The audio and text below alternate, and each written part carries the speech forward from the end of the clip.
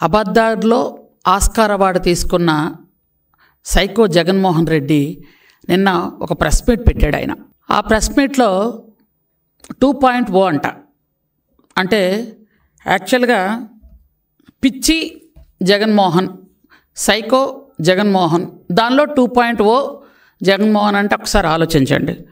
అంటే పిచ్చి ఏ రేంజ్లో ఉంది, సైకో ఏ రేంజ్లో ఉంది అనడానికి 2.0 సైకో జగన్మోహన్ రెడ్డి. ఇప్పుడు ఎందుకనంటే అతనే ఒప్పుకుంటున్నాడు, 5 సంవత్సరాలు నేను ఎవరిని కలవలేదు, 5 సంవత్సరాలు నేను ఎవరి ముఖం చూడలేదు, 5 సంవత్సరాలు కనీసం ప్రజాప్రతినిధులతో మాట్లాడలేదు, 5 సంవత్సరాలు కార్యకర్తలను పట్టించుకోలేదు, 5 సంవత్సరాలు కేవలం డబ్బులు దోచుకోవడంలోనే నేను దృష్టి పెట్టి ఉన్నాను.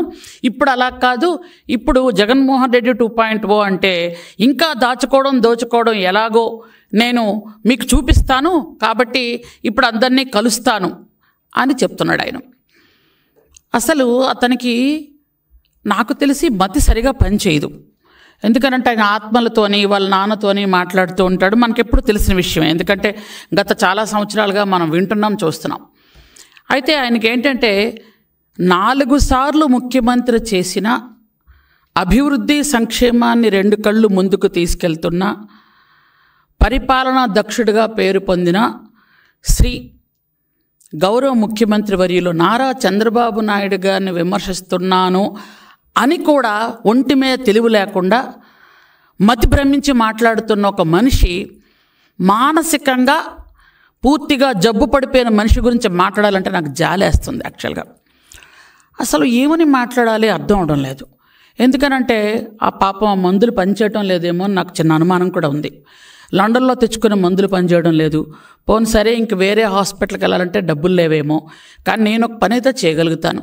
ఆయన కోసం రికమెండ్ చేసి సీఎం రిలీఫ్ ఫండ్ నుంచి కొంత డబ్బులు ఇప్పించే ఏర్పాటు చేస్తాను, కొంచెం మంచి డాక్టర్ దగ్గర చూపించుకుంటే బాగుంటుందని నేను అనుకుంటున్నాను. ఎందుకంటే పాపం వయసు కూడా చిన్నది అంటున్నాడు కదా, ఈ వయసులో పాపం పూర్తిగా మైండ్ పోయింది. మైండ్ పోవడం వల్ల ఆయన చేసిన అప్పులు మనం చేసినట్టుగా చూపిస్తూ ఆయన ఎవరితో మాట్లాడుతున్నాడో మనకు తెలియదు. ఎందుకంటే ఆయనకి యాక్చువల్గా పెద్దలంటే గౌరవం ఉంటుందని మనం ఎప్పుడు అనుకోవడానికి కూడా లేదు. కారణం ఏంటంటే ఒక తండ్రి దాదాపు వయసు, అంటే రాజశేఖర రెడ్డి గారి వయసు, చంద్రబాబు నాయుడు గారి వయసు ఇంచుమించు ఒక వయసు ఉన్న తండ్రి లాంటి ఒక మనిషి మీద తండ్రి లాంటి అన్నా కూడా తప్పేనండో. ఎందుకంటే తండ్రి చనిపోతే అక్కడ ఆ శవాన్ని పెట్టుకొని దాని మీద పేలాలు ఏరుకొని అక్కడ రాజకీయం చేయాలనుకున్న మనిషి కాబట్టి పెద్దవాళ్ళంటే గౌరవం ఉంటుందని నేను అనుకోను. అలాగే చిన్నాన్న, ఇంకా చిన్నాన్ని సొంత చిన్నాన్న అంటే తండ్రి తర్వాత తండ్రి, అలాంటి తండ్రిని చంపడంలో మహానుభావుడు పాత్ర ఎంత ఉందో అనేది వాళ్ళ చెల్లె సొంతంగా చెప్పింది.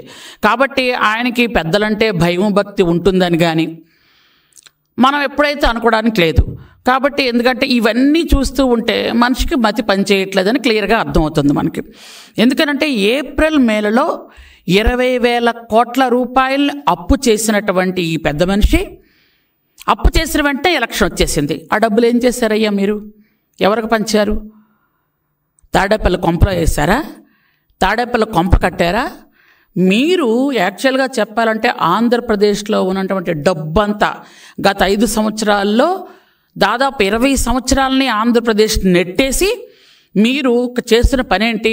తాడేపల్లి ప్యాలెస్ కట్టుకోవడం, ప్యాలెస్ చుట్టూ కంచేసుకున్నట్టు పెద్ద పెద్ద గోడలు కట్టుకోవడం, ఎగ్ పఫ్ఫులు తినేయటం, కోట్లాది రూపాయలు ఖర్చు పెట్టి మీరు ఏసీలు వేసుకోవడం, కోట్లాది రూపాయలు ఖర్చు పెట్టి మీ ఇంటికి రోడ్డు వేసుకోవడం. ఇది తప్ప ఏం పని చేశారు చెప్పండి?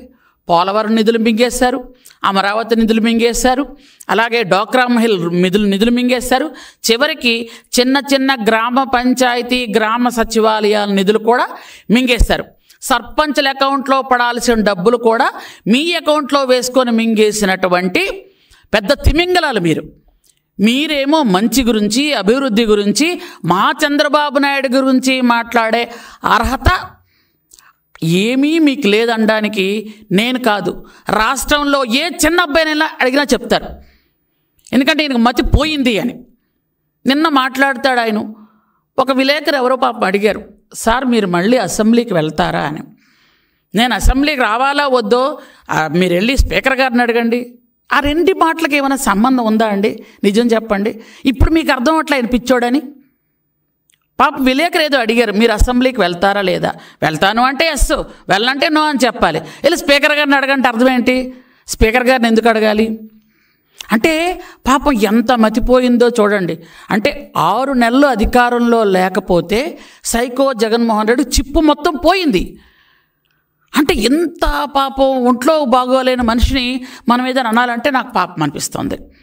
కాబట్టి ఎందుకంటే ఇంకా అసెంబ్లీకి ఇంకా వాళ్ళ మనుషులు ఉన్నారు కదా, వాళ్ళేమో అసెంబ్లీకి వస్తాడు బల్లలు గుద్దేస్తారంటారు. వాళ్ళు అసెంబ్లీకి రమ్మనే కదా అందరూ చెప్తున్నారు.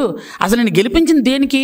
11 సీట్లు ఇచ్చి బయటకు తోసేసిన ప్రజలు ఆ 11 మందిని అసెంబ్లీకి రమ్మనే చెప్తున్నారు. గెలిచిన తర్వాత అసెంబ్లీకి ప్రతి ఎమ్మెల్యే వెళ్ళాలి అనేది అది విధి నిర్వహణ చేయాల్సినటువంటి బాధ్యత. అక్కడున్న ప్రజలు 2 లక్షల మంది దాదాపు ఉంటారు అసెంబ్లీలో. వాళ్ళు వచ్చి వాళ్ళ కష్టం సుఖం ఇక్కడ చెప్పాలి, నియోజకవర్గానికి అభివృద్ధికి నిధులు తీసుకువెళ్ళాలి అని అంటే ఖచ్చితంగా అసెంబ్లీకి వచ్చి మంచి చెడ్డ మాట్లాడాలి. మీరు మాట్లాడినప్పుడు మీకు పదవులు ఎందుకు? రాజీనామా చేసేయండి. దానికి ఎందుకు మరి? ఇంకా స్పీకర్ని అడగండి, లేదా మంత్రిని అడగండి, ముఖ్యమంత్రిని అడగండి. ఇదేంటిది? అంటే మీకు 11 సీట్లు రావటమే గొప్ప ఈసారికి. ఎందుకంటే పంగనామాలు పెట్టారు అందరికన్నా, ఒక పంగనామం పోయింది, 2 పంగనామాలు మీకు మిగిలాయి. 151 సీట్లు సంపాదించామని విర్రవీగారు. 5లో ఉన్న మధ్యలో ఉన్న 5 పంచభూతాలు ఆవిరైపోయి మీకు ఆ 11 మిగిలాయి. ఎందుకనంటే మనిషిని ఎప్పుడు కూడా భూమి మీద కాలుండాలి. అవి లేకుండా ఇష్టానుసారంగా మాట్లాడి, ఇష్టానుసారంగా ఆడవాళ్ళని దూషించి, ఆడవాళ్ళని ఎంత దారుణంగా 5 సంవత్సరాలు మీరు ఆడవాళ్ళతో బిహేవ్ చేశారు. ఆడవాళ్ళని ఎంత దారుణంగా హత్యలు, నేరాలు, ఘోరాలు, రేప్లు, చిన్న పసిపిల్లల మీద కూడా అంత అగాత్యాలు చేసినా ఎక్కడంత దారుణంగా కనీసం మీరు ఎవరి మీద ఒక్క క్రమశిక్షణా చర్య తీసుకున్నది కూడా లేదు. చంపేసి డోర్ డెలివరీ చేసిన ఎమ్మెల్సీని పక్కన పెట్టుకునే తిరుగుతారు. పొడి చేసి వెళ్ళినటువంటి కార్యకర్తలు మీ పక్కనుంటే వాళ్ళని పట్టుకొని మీరు మీటింగులు చేస్తారు. ఇట్లాంటి స్వభావం ఉన్న మీరు, సొంత తల్లిని చెల్లిని బయటికి నెట్టేసిన మీరు ఈరోజు నీతులు చెప్తున్నారు. అంటే ఆ నీతుల్ని ఏమనుకోవాలి? అసలు ఇవి నీతులా? మీరు గత 5 సంవత్సరాలు బూతులే మాట్లాడారు. ఇప్పుడు మీ నోట్లో నుంచి నీతులు వస్తూ ఉంటే అవి కూడా ప్రజలకి చాలా దారుణంగా వినిపిస్తున్నాయి. ఎందుకంటే మీ అంత అసహ్యంగా, మీ అంత అవమానకరంగా, మీ అంత గుబ్సాకరంగా మేము మాట్లాడలేం. మాకెందుకంటే చంద్రబాబు నాయుడు గారు ఒక క్రమశిక్షణ నేర్పించారు. క్రమశిక్షణతో నీతి నిజాయితీలతో పనిచేస్తున్నటువంటి తెలుగుదేశం పార్టీ కార్యకర్తలం మేము. కాబట్టి మీకు మతిపోయి మాట్లాడుతున్నారు. మీకు అసెంబ్లీకి రావాలి అనిపిస్తే రండి, రాకూడదనుకుంటే రాజీనామా చేసి పొండి. అంతేగాని చంద్రబాబు నాయుడు గారిని ఇంకొకసారి నోటుకొచ్చినట్టు మాట్లాడితే, మొన్నసారి 11 సీట్లతో బయటికి గెంటేశారు. ఈసారి వచ్చి మీ చొక్కా పట్టుకొని ఖచ్చితంగా కార్యకర్తే కాదు ప్రతి ప్రజలు కూడా నిలదీసి అడగాల్సినటువంటి ఒక దురదృష్టమైనటువంటి చర్య తెచ్చుకుంటారు మీరు. ఎందుకంటే దానికి భయపడే మీరు దేనికి రావట్లేదు. పైగా జగన్మోహన్ రెడ్డి బయటకు రావాలంటే శవం ఉండాలి ఖచ్చితంగా. ఆయన శవం చూస్తేనే కారు వెళ్తుంది, శవం చూస్తేనే ఈయన నడవగలగాడు. ఎందుకంటే ఆయనకి శవాలతోని రాజకీయాలు, శవాలతోని బిజినెస్లు చేయటం అలవాటు ఆయనకి. కాబట్టి ఈయన బయటకు వచ్చాడు అంటే ముందు వాళ్ళ ఇంట్లో వాళ్ళే భయపడతారు. ఎందుకంటే ఫస్ట్గా ఆయన సీఎం అవ్వాలంటే చిన్నాన్న పైకి లేపేశాడు. మొన్నసారి వాళ్ళ అమ్మ చెల్లి ఎంత భయపడ్డారంటే మళ్ళీ ఈయనకి పదవి కాలంలో మా ఇద్దరిలో ఎవరు పోతారు అని భయపడ్డారు. మొత్తానికి ఏదో ఆ భగవంతుడి దయ వల్ల వాళ్ళకి ఆయుష్ గట్టిగా ఉండి వాళ్ళు ఎక్కడో దాక్కొని వాళ్ళ అమ్మను అతను బయటికి పంపించాడు కాబట్టి సరిపోయింది.